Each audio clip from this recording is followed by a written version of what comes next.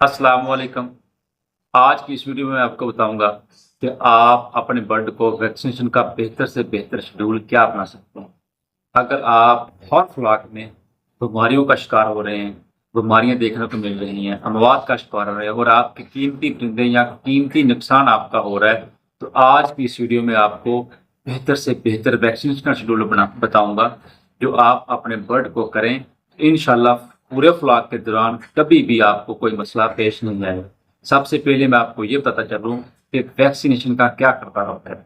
देखें, वैक्सीनेशन हमेशा चूजे को तहफ़्फ़ुज़ देती है। हर आने वाली वायरल बीमारी के लिए हम वैक्सीनेशन का सहारा लेते हैं, क्योंकि बैक्टीरिया जो बीमारियां होती हैं उसके लिए हम जो मेडिसिन होती है हमने वो अच्छे तरीके से उसको देनी होती है, एंटीबायोटिक देने होते हैं। तो अगर उसके अंदर क़ुव्वत मुदाफ़अत की कमी हो तो हमने उसको सप्लीमेंट देने होते हैं।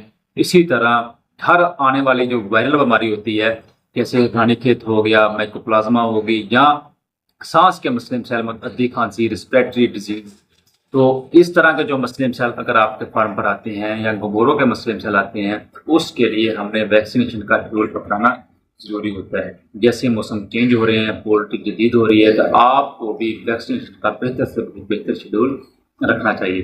जी हाँ, सबसे पहले मैं आज आपको ये बता दूं कि वैक्सीनेशन कितने दिन पर और कौन सी करवानी चाहिए और इसका क्या किरदार है।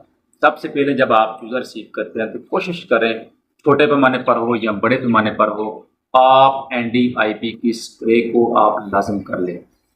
जो बड़े पैमाने पर काम कर रहा है वो वैक्सीनेटर हायर करे, वो अच्छे तरीके से शावरिंग करके जाएगा, जैसा कि आप स्क्रीन पर देख रहे हैं।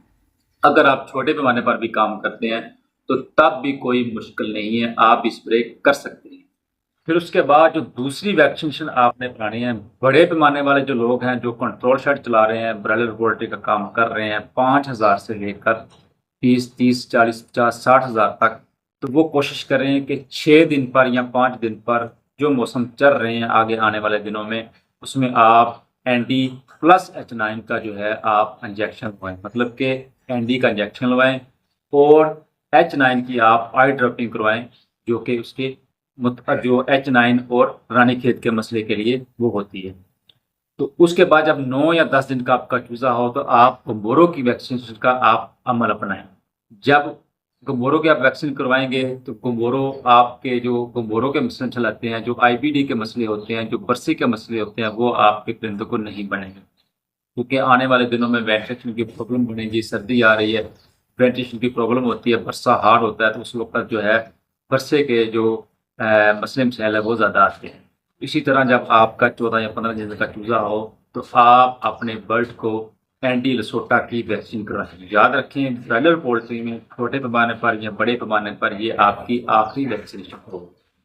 तो अब बात करते हैं कि जो पहली वैक्सीन कराई या दूसरी या तीसरी या चौथी कराई, उसका क्या करदार है। देखिए, पहली वैक्सीन मैं आपको पहले बता चुका हूँ, ये मतलब खांसी के लिए होती है, रेस्पिरेटरी डिजीज के लिए होती है, ताकि सांस के मसले से अगर आए तो वो उसको तहफ़्फ़ुज़ दे, आपके पास मसले कम बने। चाहे किसी और फार्म पर मसला हो, वायरल मसला होता है, हवा का जरिए आता है, जब आपने अच्छी तरीके से वैक्सीन की होगी तो उसको तहफ़्फ़ुज़ देगा।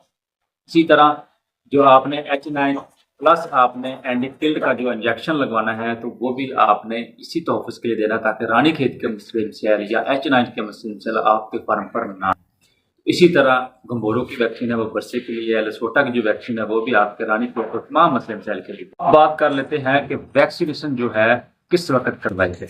जी हाँ, कोशिश करें रात के अंधेरे में वैक्सीन करवाएं। वैक्सीन का जो टेम्परेचर है वो 12 से 16 डिग्री होना चाहिए। हमेशा रोशनी में कभी भी या दिन में आपने वैक्सीनेशन नहीं करवानी है, रात के वक्त वैक्सीन करवानी है। वैक्सीन से 24 घंटे पहले और 24 घंटे बाद तक आपने एंटीबायोटिक बंद कर देना है।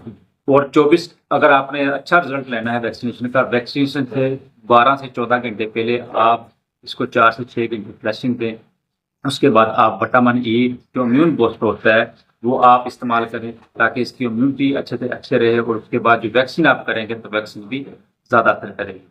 जो भी आपने वैक्सीन करवानी है 4 से 5 वैक्सीन से पहले आप फ्लैशिंग दें, फ्लैशिंग के बाद आप विटामिन दें, वैक्सीन करने के बाद भी आप विटामिन और पैरासिटामोल सिरप का आप लाजम 12 से 14 घंटे बहुत शुक्रिया।